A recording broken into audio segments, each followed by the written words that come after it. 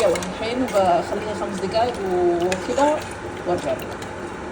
بعد ما صفيتها من المويه غسلت زين الكرش وحطيت حبة بصل كبيرة، وعندي هنا تقريبا ملعقة صلصة، ثوم وزنجبيل، هنا شوي شطة، كركم، بهارات مشكل، وخلاص.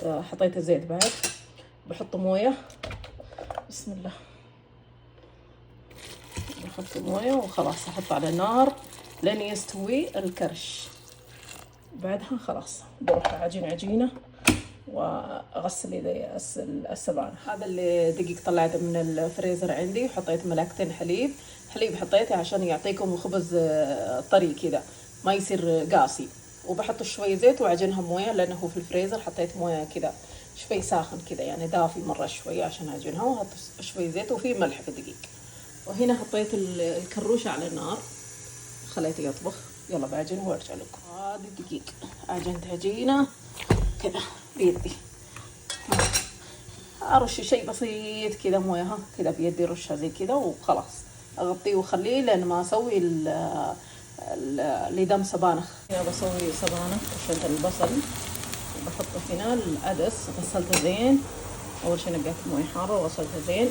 اخذت تقريبا فنجان او اقل من فنجان، بحطه كله هذا، يعني ما راح يكفي مع السبانخ وكذا يكفي. واخذت هنا قطعة ماجي، قطعة واحدة بس ماجي. هنا تقريبا ملعقة صلصة. حطيت زين وحط موية، نحط شيء بسيط موية وبعدين سبانخ.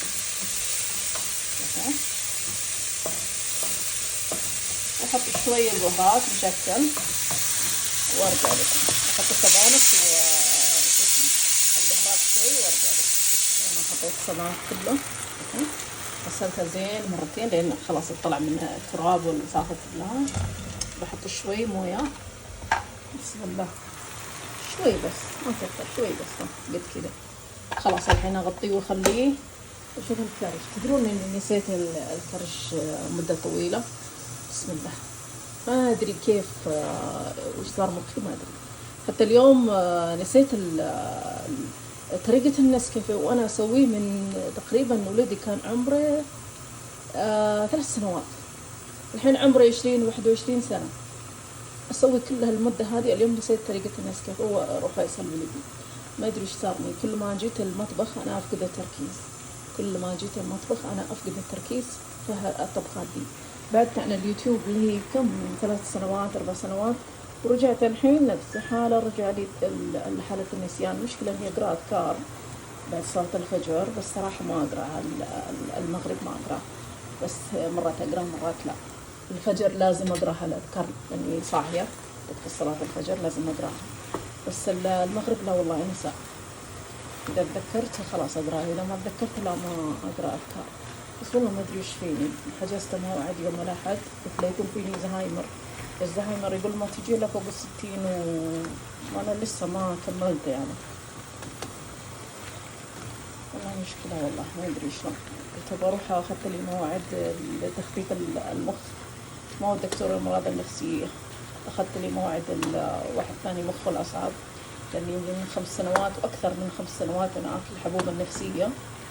الحمد لله تحسنت، ما أقول لا ما تحسنت، لا تحسنت، بس عندي مشكلة فقدان التركيز، في أي لحظة أفقد التركيز.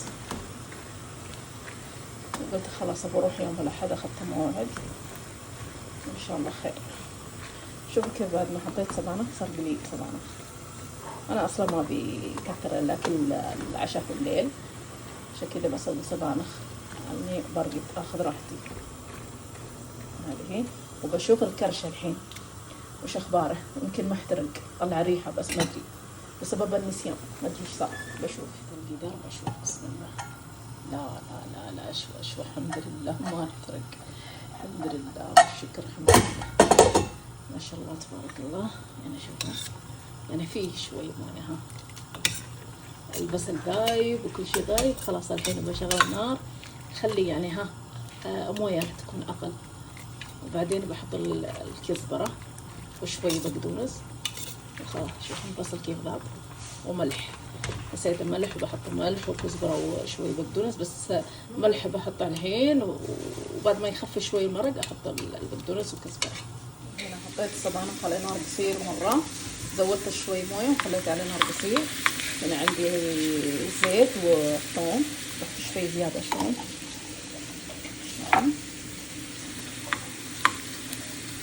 كذا، اعطيه لون كذا. اول ما يبدا اللون ذهبي احط عليها الكزبره، ارجع لكم. اللون ذهبي بحط الكزبره، بزحفها عشان تحترق، بحط الكزبره.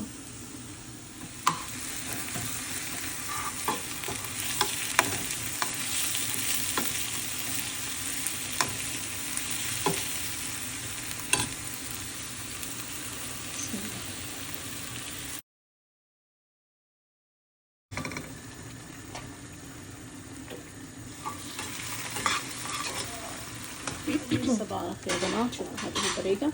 آخر شيء حط الليمون وبس، نخلي شوية يطبخ على نار قصير كذا 10 دقايق، وبعدين خلاص أطفي نار. والحين بجهز الخبز، جهزت الطاولة هذه، بجهز الخبز. شوفوا باقي حبة، آخر حبة خلصت الخبز. وهذه صبانخ، شوفوا خلصت السبانخ وخلصت من الكرش، كل شيء خلصنا الحمد لله. الحين بودي روبينا عشان اطلع لها شو اسمه الشريحة، عشان تحول فلوس لبلدها. الراتب يعني لازم احول الراتب بحسابها، يقولون ممنوع اسوي شو اسمه احول اعطيها راتب كذا. انا مرتين حولت على حسابي قبل لا اسوي لها اقامه، بس الحين سويت لها اقامه خلاص، بسوي احول بحسابي عشان ما تقول لي ما حولتي لي. وبس والله. يلا هذه طبخاتنا اليوم. شوفوا ايش رايكم في طبخاتي اليوم، اكتبوا لي تعليق، خلوني اشوف من اللي يعجبه طبخي. يلا اشوفكم على خير، استودعتكم الله. الحين نطلع لها شريحه عشان تحول فلوس بحسابها. يلا بسم الله توكلنا على الله. نسينا الاكل قطط واخذنا، رحنا واخذنا مره ثانيه اكل شارع. حاجه في عندنا مظله، كل واحد حاطه سيارته مظله. جت البلديه تشيل المظله، اقول احسن هذول عدو القطط، هذول عدو القطط. رحت طلعت لها الشريحه وجيت بحول راتبها، قالوا لازم تفتح لها حساب ابشر. والحين اروح مرة ثانية. شوفوا والله انا شغلة وتعب، انا اتدرج في تعبي. واحد يجيب عشان تخدمنا، احنا ما قدرنا نبتلش، هم نظامهم. يلا وهي مقدر تطرش في السيارة، الله يقرفها الوسخ، تقرفنا والله العظيم.